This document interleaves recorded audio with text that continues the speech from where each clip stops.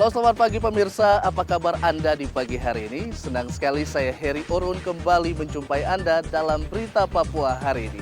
Dan telah kami siapkan beberapa berita teraktual yang terpercaya dan 3 berita utama telah kami sajikan untuk Anda.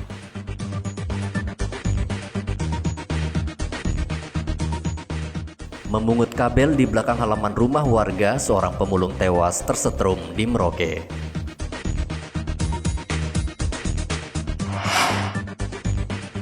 Pasar sepi karena warga takut keluar rumah. Puluhan pedagang di Pasar Wamanggu Merauke menutup sementara lapaknya. Puluhan warga di Papua dan Papua Barat divaksinasi tahap pertama.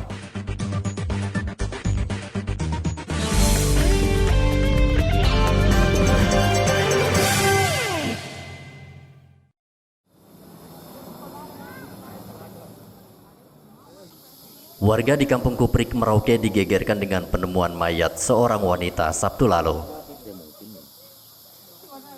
Wanita paruh baya itu ditemukan tak bernyawa di belakang halaman salah satu rumah warga.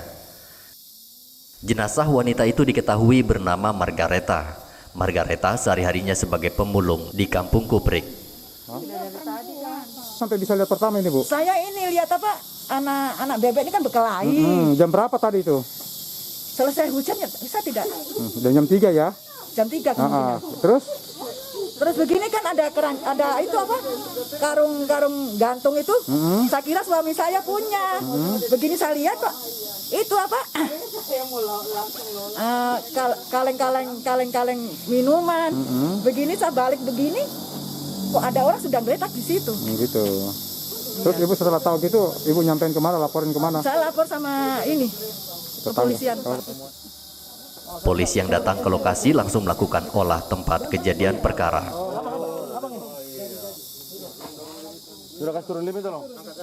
Kasat Reskrim Polres Merauke AKP Agus Pombo mengatakan korban diduga tewas tersetrum saat akan memungut kabel yang masih dialiri listrik. Menurut pemilihnya, temuan mayat ini dugaan sementara akibat kabel ada ini kabel listrik. Tadi sudah dicek tespennya akibat kabel, tapi nanti kita akan melakukan otopsi untuk memastikan kematiannya. Kabel itu ada stromnya, Pak? Ada stromnya kita tidak tahu, untuk dayanya kita belum tahu, nanti kita cek.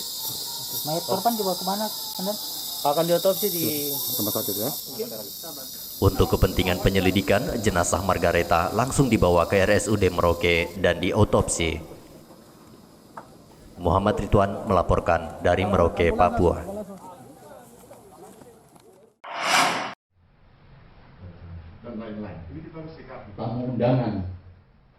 Buntut aksi blokade jalan gorong-gorong yang dilakukan pengungsi asal Tembagapura membuat Bupati Mimika menggelar pertemuan bersama PT Freeport dan pihak keamanan Sabtu lalu. Pertemuan yang digelar di salah satu hotel di Mimika itu membahas rencana pemulangan warga 3 kampung, yaitu Kampung Wabanti, Opitawak, dan Kampung Kimbeli. Bupati Mimika Eltinus Omaleng mengatakan pemulangan pengungsi akan dilakukan bertahap dengan melihat kondisi keamanan dan tempat tinggal pengungsi. Untuk segi keamanan sudah cukup aman, dan di sana keamanan sudah lebih dulu sudah ada di sana. Di Banti 1, Opitawak, Kimbeli, dan Ucikini, keamanan sudah ada di sana. Sehingga kita tidak ragu-ragu lagi untuk memulangkan mereka. Yang kemarin kita tahan-tahan sedikit itu karena kita melihat mereka punya kondisi tempat yang ada di sana itu sudah berapa bulan, yang ada di sini 9 bulan. Itu sudah rusak-rusak. Tapi masyarakat pengennya mau pulang lebih cepat. Bupati juga meminta bantuan PT Freeport untuk merehab kembali seluruh rumah warga dan fasilitas kesehatan, listrik, serta air bersih yang dirusak oleh kelompok separatis. Sebelumnya pada Kamis pekan lalu pengungsi asal Tembagapura memblokade jalan gorong-gorong. Mereka menuntut Pemda segera memulangkan mereka ke kampung halamannya. Warga 3 kampung asal distrik Tembagapura itu sejak Maret tahun lalu berada di kota Mimika karena kampungnya menjadi lokasi teror penembakan kelompok separatis. Dari Mimika, Papua, Igobat Momolin melaporkan.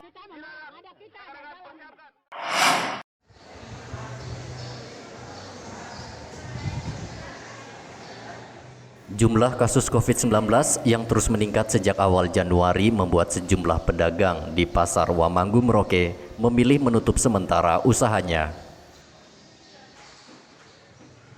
Pedagang lebih memilih beristirahat di rumah karena melihat jumlah kasus COVID-19 yang terus meningkat. Dari hasil pemantauan, puluhan kios dan lapak pedagang yang ada di lantai 2 Pasar Wamanggu sengaja ditutup.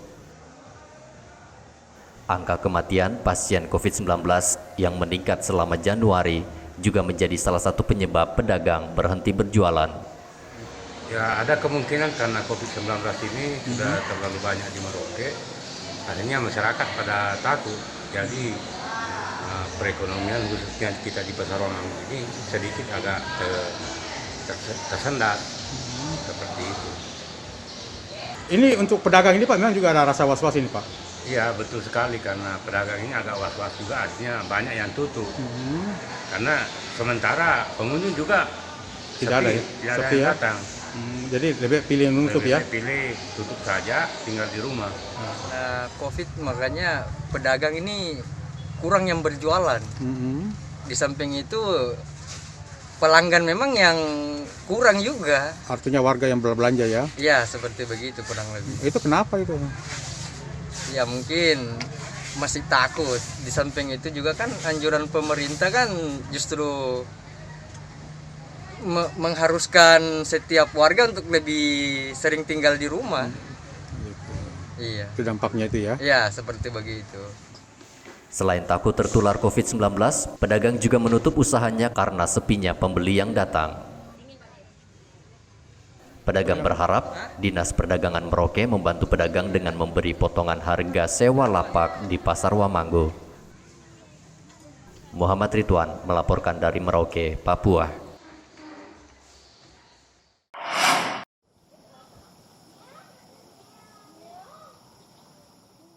Satgas COVID-19 Merauke terpaksa menutup 2 lokalisasi di Kampung Yobar selama 2 pekan.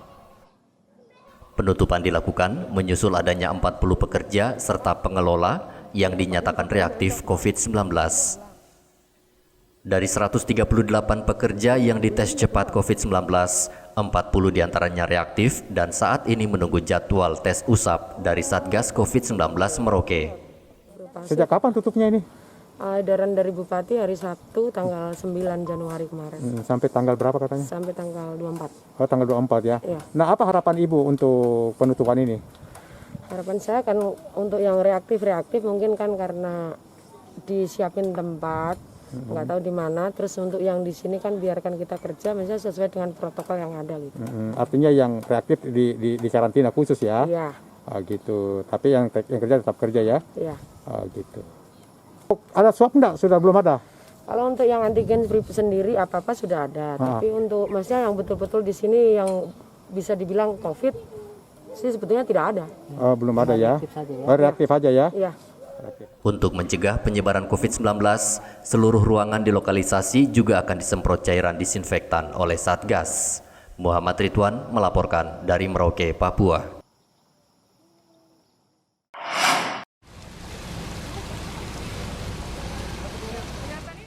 Program vaksinasi COVID-19 telah dimulai yang diawali oleh Presiden Jokowi Rabu pekan lalu. Di Papua, program vaksinasi tahap pertama diikuti oleh 20 orang yang mewakili satuan kerjanya. Vaksinasi yang digelar di Rumah Sakit Umum Daerah Jayapura itu diawali dengan pencanangan vaksinasi COVID-19 di Papua oleh Gubernur.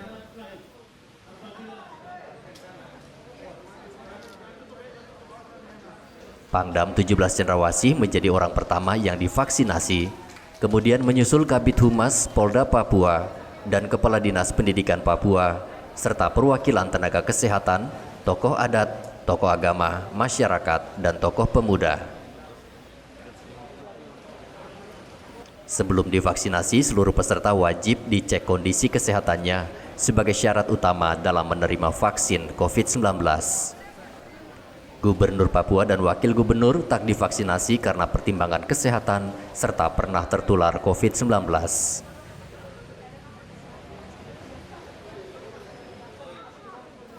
Pangdam 17 Cendrawasih Maizen Ignatius Yogo Triyono mengajak seluruh warga di Papua menerima vaksinasi COVID-19 karena vaksin COVID-19 terbukti aman dan halal. Vaksin saya biasa-biasa aja nih, mungkin ada pegal aja ya kan, mungkin reaksi itu. Seperti kita divaksin cacar atau divaksin apa biasanya kan pegal. Tapi selebihnya tidak ada apa-apa, saya seperti biasa. Ya. Terus apa lagi? Ya, yang jelas ini vaksin ini program pemerintah ya kan, program pemerintah dan upaya pemerintah untuk memutus mata rantai penyebaran COVID.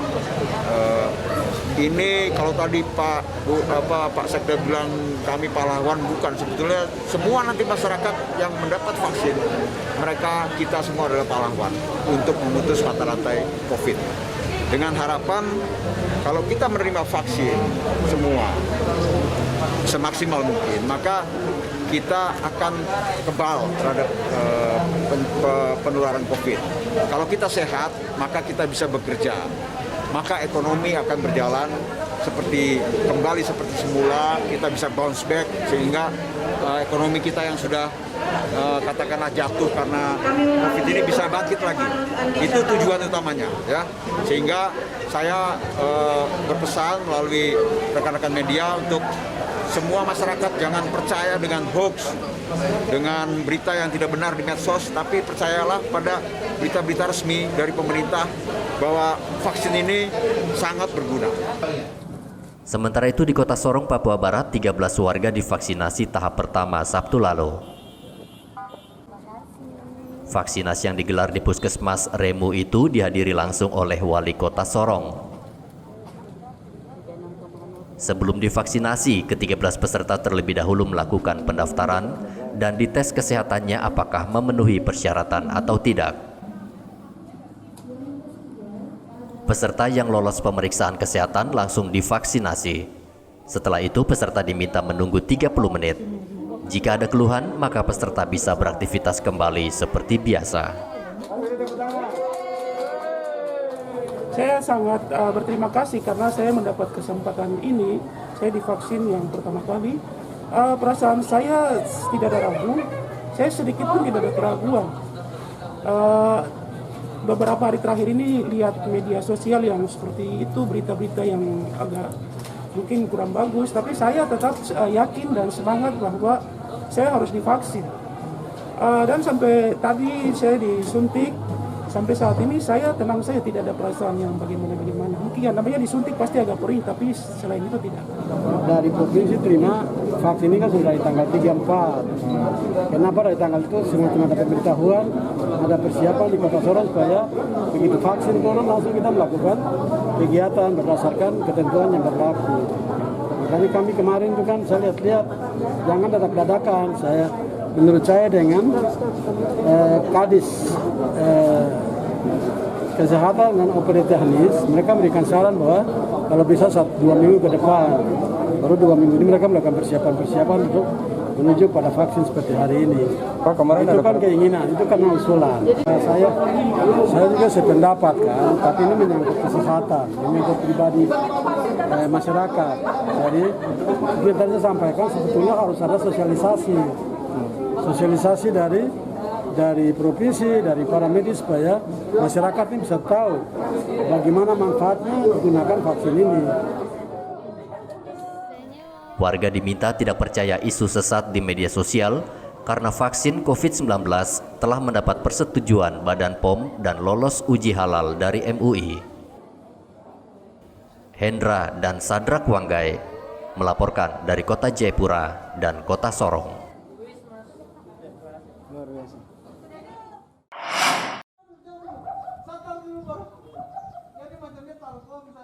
Jumlah kasus kematian pasien positif COVID-19 di Merauke terus meningkat.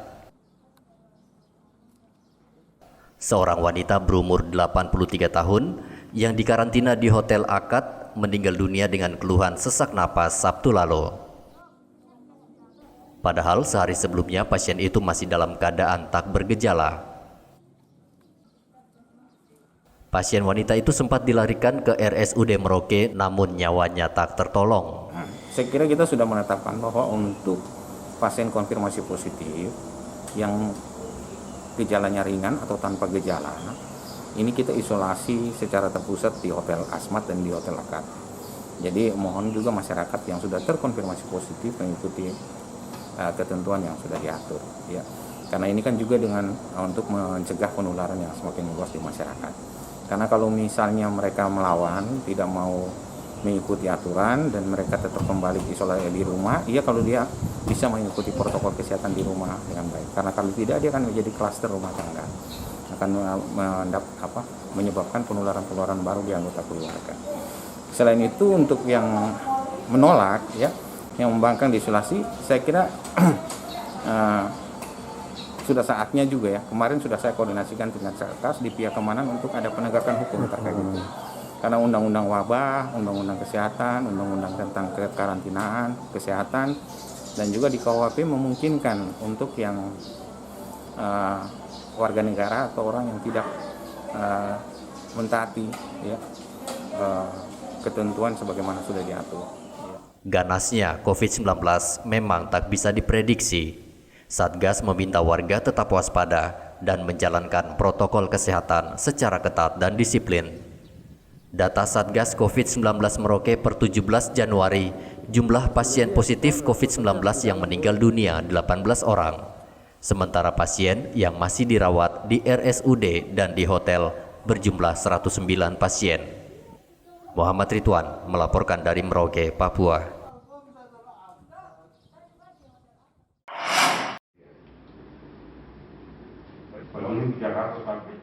Untuk mensukseskan vaksinasi COVID-19 di Mimika, Dinas Kesehatan mengumpulkan puluhan perwakilan tenaga kesehatan yang ada di Mimika Sabtu lalu.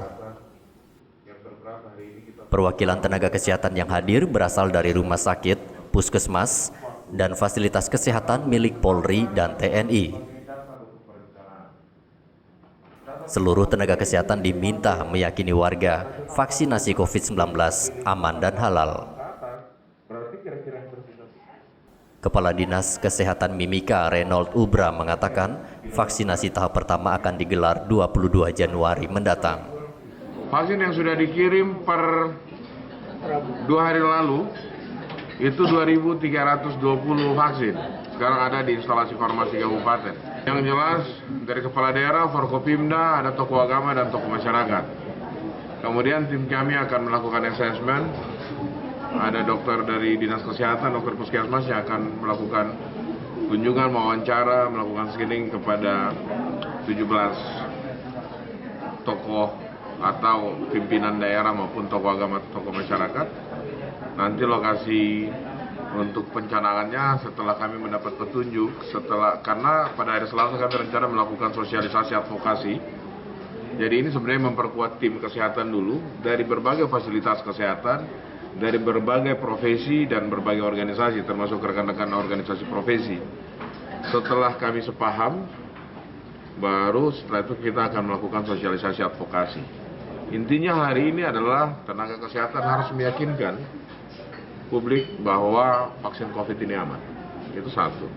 Yang kedua, tenaga kesehatan sebagaimana kata Bapak Presiden adalah garda terdepan. Memang harus ada, kita targetnya adalah bagaimana kekebalan pada kelompok tenaga kesehatan ini harus mencapai kekebalan yang optimal. Supaya pelayanan kepada masyarakat di fasilitas kesehatan baik tingkat pertama maupun rujukan itu betul-betul pengendalian infeksi COVID-19 itu bisa dikendalikan dengan baik. Dinkes Mimika mendapat jatah 2.230 dosis vaksin COVID-19 tahap pertama. Sebanyak 39.632 warga Mimika diusulkan oleh Dinas Kesehatan untuk menerima vaksinasi, yaitu tenaga kesehatan 11.723 jiwa, petugas publik 17.231 jiwa, dan penduduk lansia 20.678 jiwa. Meski sudah ada vaksin, warga diminta tetap menerapkan protokol kesehatan, yaitu memakai masker, mencuci tangan, dan menjaga jarak, serta menghindari keramaian. Dari Mimika, Papua, Igobat Momolin melaporkan. Pemirsa, informasi tadi mengakhiri jumpa kita dalam Berita Papua hari ini. Saya Heri Orun, mewakili seluruh kerabat kerja yang bertugas, mengucapkan terima kasih untuk kebersamaan Anda. Selamat pagi, selamat beraktivitas, dan Wanyambe.